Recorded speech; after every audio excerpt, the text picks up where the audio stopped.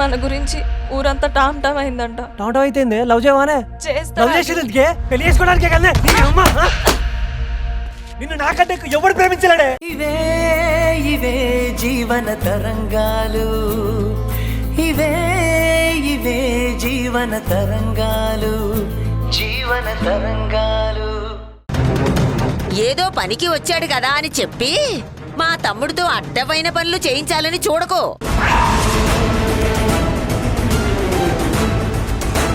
ఇంకా ఊరుకుంటే ఇంట్లో గిన్నెలు కూడా తోవించి బట్టలు కూడా ఉతికించేలా ఉన్నావు.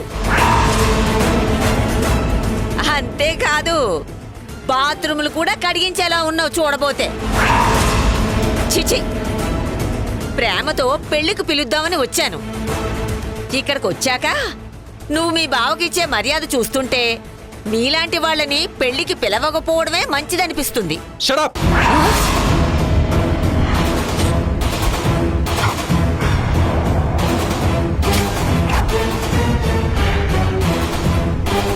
ఇంకొక మాట ఎక్కువ మాట్లాడితే మర్యాదగా ఉండదు.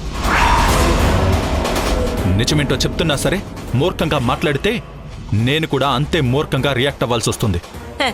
చూడు బాబు, నువ్వు మా తమ్ముడు వాళ్ళకి కొత్త పరిచయం. నీ పద్ధతులు వేరు, మా పద్ధతులు వేరు. అనవసరంగా ఈ విషయంలో తలదూర్చు మాకు. ఆయనేవి పరాయి మనిషి కాదు. నా మెడలో 3 ముళ్ళు వేసిన నా భర్త.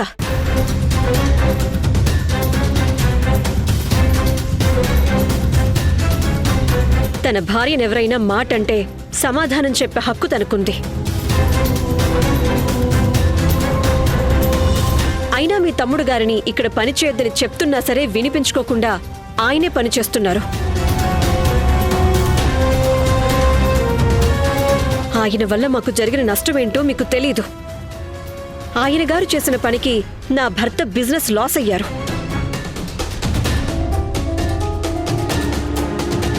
ఆ బాధ నుంచి ఆయన బయటపడలేక మానసికంగా ఎంతో సంఘర్షణ పడుతున్నారు.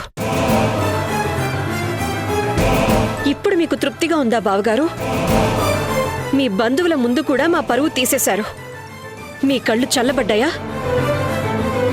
అలా నిందలేస్తావేంటి? మా తమ్ముడు పడే బాధ ముందు నీ బాధ ఏ పాటిది? ఇప్పుడు నేనే నా కళ్ళతో చూశాను కాబట్టి ఇదొక్కటే తెలిసింది. కంటికి కనపడనివి ఇలాంటివి ఇంట్లో ఇంకే ఎన్ని జరుగుతున్నాయో. శాంతి, నీకేం తెలుసని మాట్లాడుతున్నావు? ఏంటి శాంతి, దేవికి మీద నోరు పారేసుకుంటున్నావేంటి? మా తమ్ముడితో ఈవిడ చెప్పులు క్లీన్ చేయిస్తుంది. అది కరెక్ట్ కాదని చెప్తున్నాను.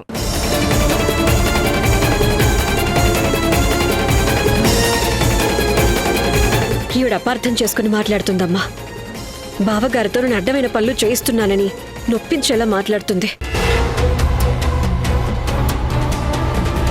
నిజమేంటో చెప్పినా సరే వినకుండా ఇబ్బంది పడేలా మాట్లాడుతున్నారు. ఎవరు ఎలాంటి వారో కొంచెం మీరైనా తనకి అర్థమయ్యేలా చెప్పండి అత్తయ్య. మీ తమ్ముడు గారు ఎలాంటి పనులు చేస్తారో నీకు కూడా బాగా తెలుసు కదా శాంతి. మీ తమ్ముడు వల్ల ఎవరు ఎన్ని రకాలుగా ఇబ్బంది పడ్డారో నీకు తెలీదా?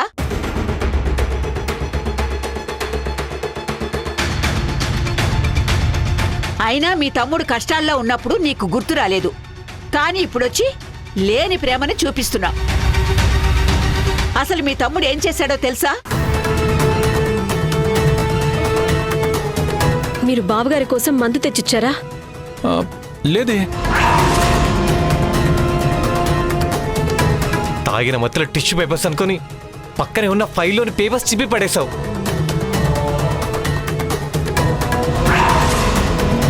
ఎవరైతే నన్ను చీకొట్టారో వాళ్ళ చేతే శభాష్ రాజశేఖర్ అని అనిపించుకుంటాను.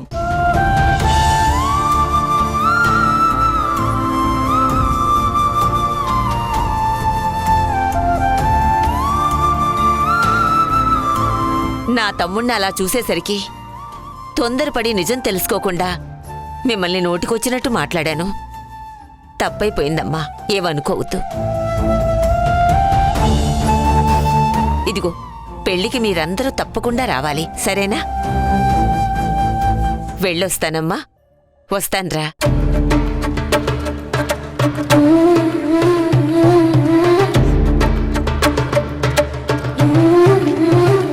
దేవిక,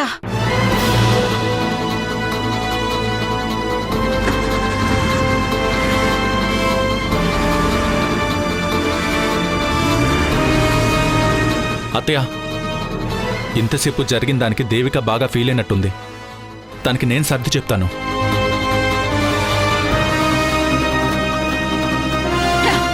ముందు పదండి.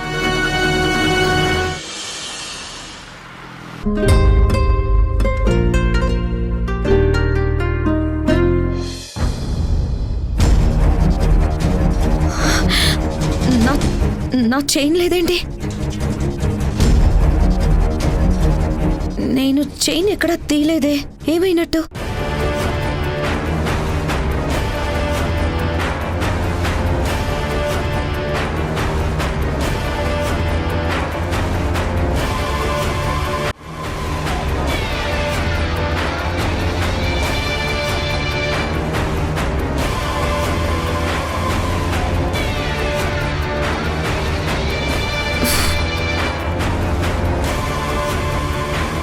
ఎక్కడ పోయినట్టు?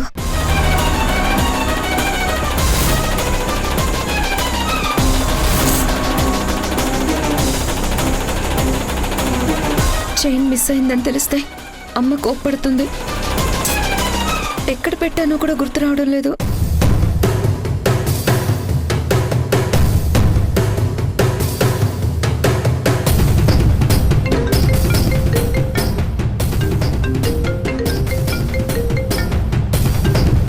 హలో హలో కీర్తి, నేను ఆకాష్ని.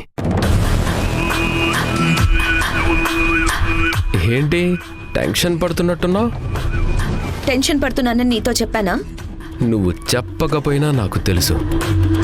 ఈ ఆకాష్ నెట్వర్క్ చాలా స్ట్రాంగ్. నా కళ్ళని వైఫై సిగ్నల్స్ లా మీ ఇంటి చుట్టూ తిరుగుతూనే ఉంటాయి. ఎందుకంటే మనది అప్పుల బంధం కదా, ఆ మాత్రం కాన్సంట్రేషన్ చెయ్యాల్సి వస్తుంది. నాన్ సెన్స్ మాట్లాడకుండా ఎందుకు కాల్ చేసావో చెప్పు.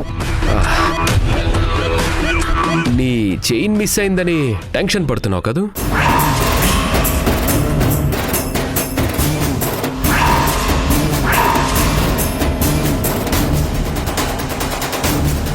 నీకెలా తెలుసు? మీ అన్నయ్య ఈఎంఐ కట్టలేక నా దగ్గర నీ చైన్ని తాకట్టు పెట్టాడు.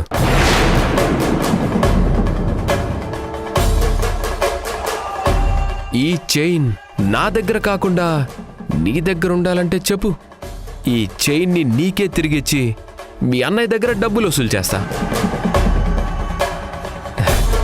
ఏమంటావు? ఆఫర్ నచ్చిందా?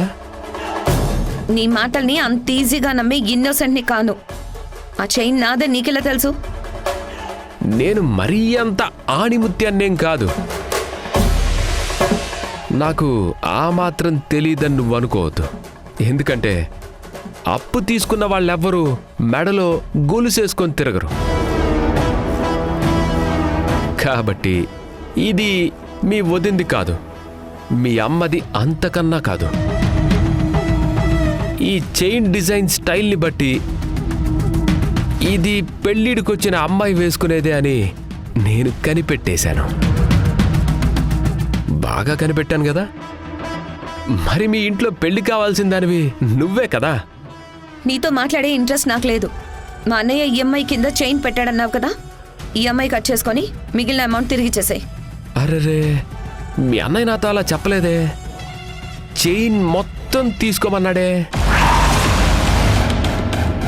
ఈరోజు చైన్ అమ్మేశాడు. రేపొద్దున ఇంట్లో వస్తువులు కూడా తాకట్టు పెట్టడం స్టార్ట్ చేస్తాడేమో. కొంచెం జాగ్రత్తగా చూసుకోండి. మాటలు మర్యాదగా రానివ్వు. అప్పిచ్చావు, వసూలు చేసుకో. అంతేగాని మా ఇంట్లో మనుషుల గురించి కామెంట్ చేయొద్దు. ఇంకోసారి ఇలా మాట్లాడితే నా రియాక్షన్ మరోలా ఉంటుంది. Be careful. సూపర్, బా, వండర్ఫుల్.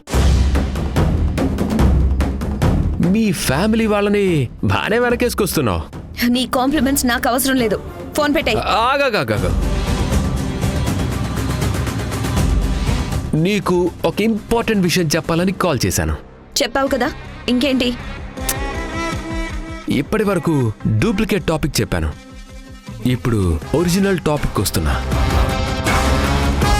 మీ అన్న నా దగ్గర నీ చైన్ తాకట్టు పెట్టలేదు.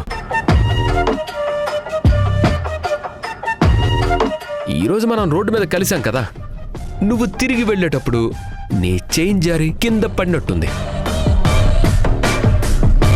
నీకు తిరిగిద్దామనే లోపు నువ్వు వెళ్ళిపోయావు. నేను జస్ట్ సరదాగా జోక్ చేశా. మీ అన్న మీద చెప్తే నీ రియాక్షన్ ఎలా ఉంటుందో తెలుసుకుందామని అలా చెప్పాను. షటప్. నువ్వొక ఫూల్వి. నీకు మనసంటూ లేదు. మనుషుల ఇమోషన్స్తో ఆడుకోవడం నీకు సరదాగా ఉన్నట్టుంది. నీకు ఆడుకోవాలనుంటే ఏ కుక్కలతోనో పిల్లలతోనో ఆడుకో, అంతేకాని మనుషులతో ఆడుకోవాలని చూడకు. గట్టిగా దెబ్బతింటావు. Cool down. మా నాన్న నేనేదైనా తప్పు చేస్తే నలుగురి ముందు ఉన్నా సరే నన్ను నానా మాటలంటాడు. కనీసం కన్న కొడుకుననే కనికరం కూడా చూపించడు.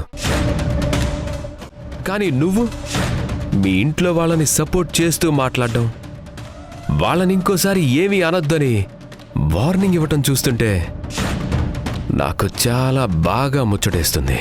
ముందు నా చైన్ ఎప్పుడు ఇస్తావో చెప్పు. రేపొచ్చి తీసుకో. నీకోసం వెయిట్ చేస్తూ ఉంటా. ఇడియట్.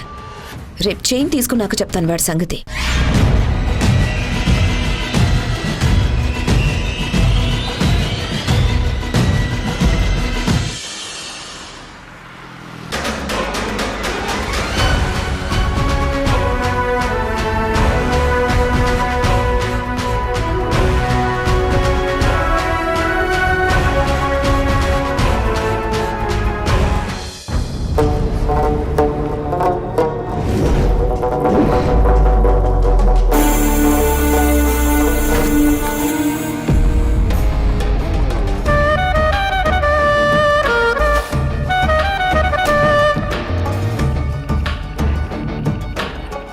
ఏంటి కళ్యాణ్ అలా ఉన్నారు?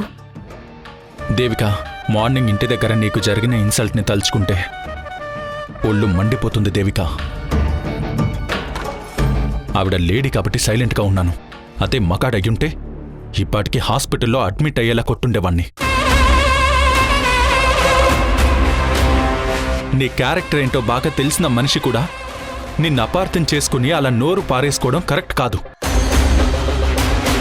ఆవిడ నిన్నన్ని మాటలంటుంటే నా ప్రాణం ఎంతగా విలవిల్లాడిపోయిందో తెలుసా దేవిక? నా గొంతుని ఎవరో నొక్కి పట్టినట్టు ఊపిరాడక కాళ్ళు చేతులు బిగుసుకుపోయినట్టు అనిపించింది. నన్ను ఎవరేమన్నా భరిస్తాను, కానీ నా ముందు నిన్ను ఒక్క మాట అన్నా నేను బేర్ చేయలేను. ఆవిడ మీ రిలేటివ్ కాబట్టి ఇంకా ఎక్కువగా మాట్లాడలేకపోయా, లేదంటే ఆవిడతో నా బిహేవియర్ వేరేలా ఉండేది. మొన్న ఆఫీస్లో నీకు జరిగిన అవమానం కన్నా ఇదేం పెద్దది కాదు కళ్యాణ్. ఇంతకుముందు ఎవరైనా నిన్ను ఒక చిన్న మాట అంటే నువ్వు పడేవాడివి కాదు. కానీ ఆఫీస్లో మీ ఎంప్లాయ్ నిన్ను కాలర్ పట్టుకొని నిలదీస్తుంటే నువ్వు తనకి నీ సిచ్యువేషన్ అర్థమయ్యేలా చెప్పాలని చూసావే కానీ ఆవేశానికి వెళ్ళి చేయి చేసుకోలేదు. ఆ విషయంలో ఎంతో పేషెన్స్తో ఉన్న నిన్ను చూసి నేను చాలా ఆశ్చర్యపోయాను. నా కోసం మారిపోయి అన్నింటినీ భరిస్తున్న నీ గొప్ప మనసుకి థ్యాంక్స్ చెప్పడం తప్ప నేనేమీ చేయలేననిపిస్తుంది కళ్యాణ్. నాకు నువ్వు, నీకు నేను అనుకున్నప్పుడు మిగిలినవేవి మనసుకి కష్టంగా అనిపించవు దేవిక. నేను కూడా బిజినెస్ చేసి దేవిక భర్త మంచి బిజినెస్ పర్సన్ అయ్యాడని అందరూ గొప్పగా చెప్తూ ఉంటే నువ్వు విని హ్యాపీగా ఫీల్ అయ్యేలా చేయాలని ట్రై చేశాను. కానీ బ్యాడ్ లక్, బిజినెస్ లాస్ అయింది.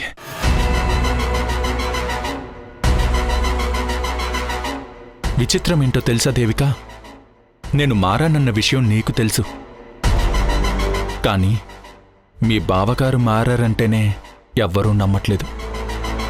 దానికి తగ్గట్టే ఆయన మన ఇంట్లో వాచ్మెన్గా ఎందుకుంటున్నాడు, నువ్వు ఇన్సల్ట్ అయ్యేలా ఎందుకు బిహేవ్ చేస్తున్నాడు అన్న ప్రశ్నలు ఆయన మీద ఇంకా డౌట్ క్రియేట్ చేసేలా ఉన్నాయి.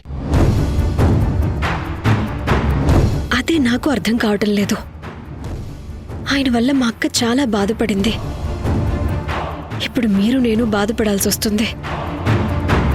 ఛ! ఆ మనిషికి కొంచెం కూడా కృతజ్ఞత అనేదే లేదు. ఇన్నాళ్ళు మా అక్క జీవితంతో ఆడుకునేది సరిపోదని ఇప్పుడు నన్ను టార్గెట్ చేశాడు. కానీ ఆయనకి తెలియని విషయం ఏంటంటే నేను మా అక్కలాగా బాధపడే మనిషిని కాదు, ఎదురు తిరిగి బుద్ధి చెప్పే మనిషినని.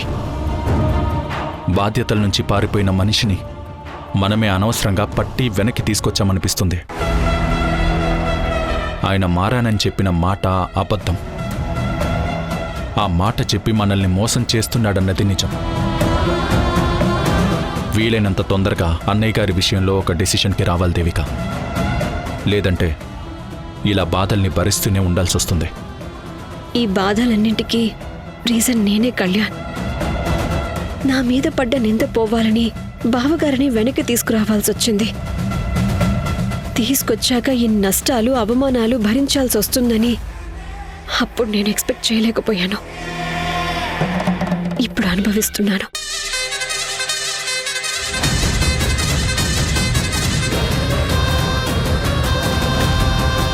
బాధపడకు దేవిక.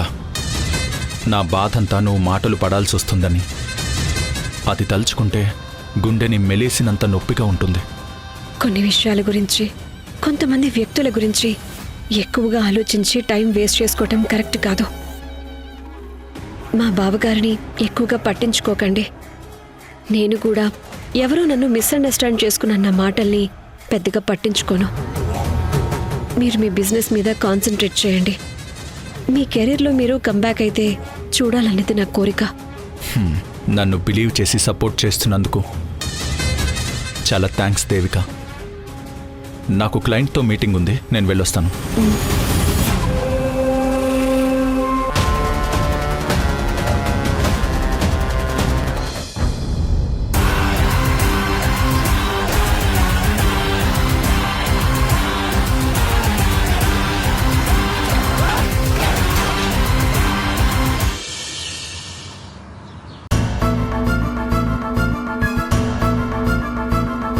ఎందుకయ్యా నీకింట్లో వాళ్ళ మీద దేవిక వాళ్ళ మీద అంత పగ? వాళ్ళు నీకేం ద్రోహం చేశారని ఇంతగా రాచి రంపాన పెడుతున్నా?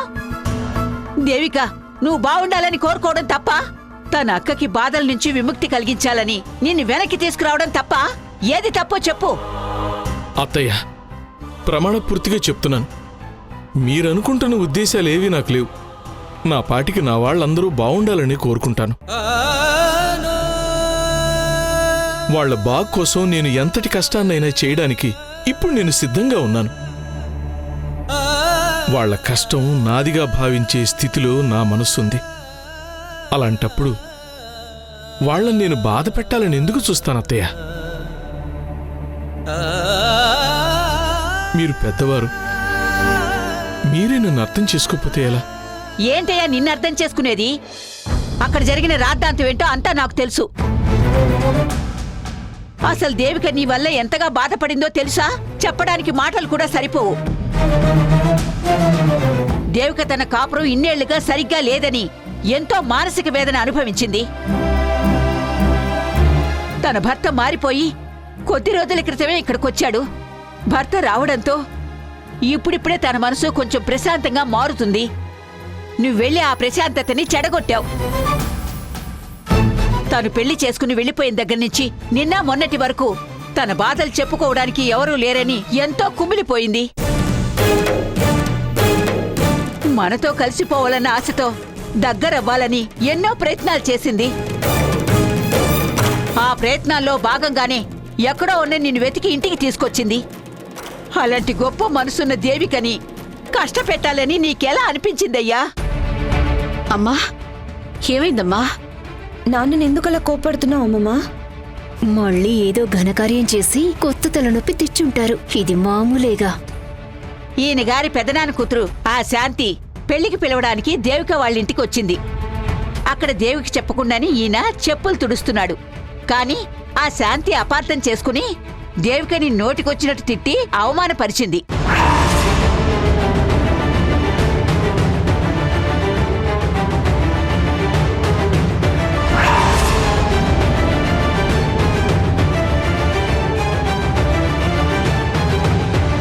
ఇన్నాళ్ళు నన్ను బాధ పెట్టింది సరిపోలేదా? ఇప్పుడు నా చెల్లెలు వెనకాల పడ్డారా? తనకంటూ సొసైటీలో ఒక మంచి పేరు, స్థాయి, హోదా ఉంది. నాకు చెల్లెలైన పాపానికి తను వాటన్నిటినీ గంగలో కలిపేశారన్నమాట. ఏ జన్మండి మీది? ఈ ఇంటికి పట్టిన అష్టదరిద్రం మీరు, ఇంట్లో వాళ్ళకి పట్టిన శనిగ్రహం మీరు. మమ్మల్ని నాశనం చేసేంత వరకు మీ కళ్ళు చల్లబడవు.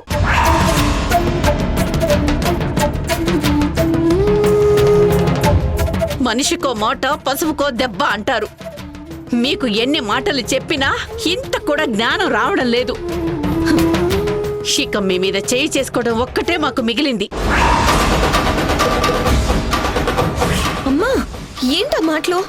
ఇలా కాదు, ఇంకా శృతి మించి మాట్లాడినా సరే, అవమానించినట్టు మాట్లాడినా సరే ఆ మనిషికి చీమ కుట్టినట్టు కూడా ఉండదు. ఆయన నా భర్త అని, మీ తండ్రి అని చెప్పుకోవడం మన దురదృష్టం.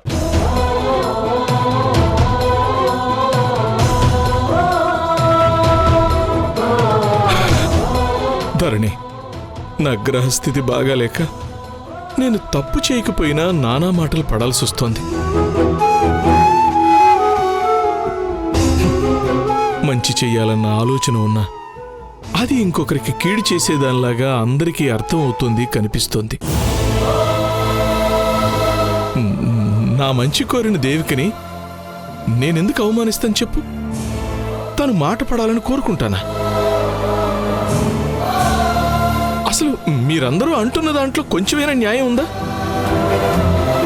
అమ్మ కీర్తి, మీ నాన్న ఎవరిని ఇబ్బంది పెట్టేవాడు కాదని, గతంలో చేసిన ఏ చిన్న తప్పును కూడా మళ్ళీ చేయకూడదని నిర్ణయించుకున్న మనిషిని నువ్వైనా చెప్పమ్మా.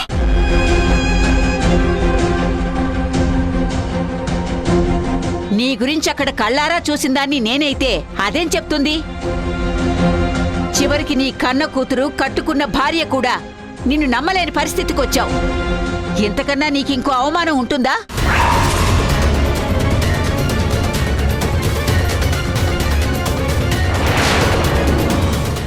ఏదైనా ప్రాబ్లం ఉంటే చెప్పమ్మా. మా ఆయన ఇంట్లో లేడు, ఎక్కడికి వెళ్ళాడో తెలీదు. ఒకవేళ ఆఫీస్కి వెళ్ళుంటాడేమో.